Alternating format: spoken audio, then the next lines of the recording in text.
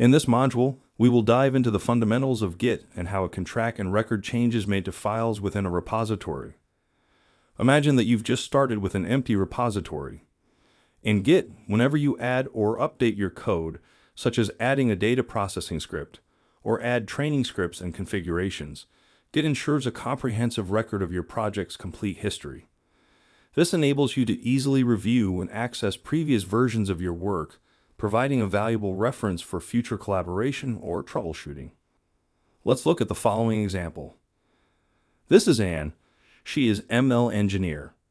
She started a new project. Her colleague Jack is data scientist. He created a new add train branch to add a model training pipeline. Meanwhile, Anna is working on the data processing part in the main branch. So, the branch is a parallel version of the project. As soon as Jack completes his part, he merges the updates to the main branch. Because Git allows combining or merging changes by multiple people into one source. One of the great benefits of using Git is that at the end, all changes, also known as commits, are offered and have timestamps. When working on a machine learning project, it's important to have a clear record of who made which changes and when those changes were made. Also, Git allows you to compare code differences between commits. Finally, you have the flexibility to roll back your project to any previous state in its history and continue your work from that point.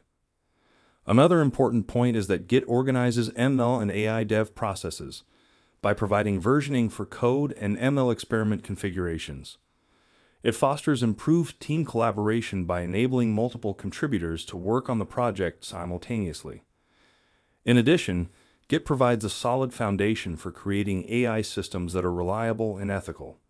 It ensures that the development process maintains traceability and accountability from the start. That's why Git is crucial for machine learning, and you should start using it today.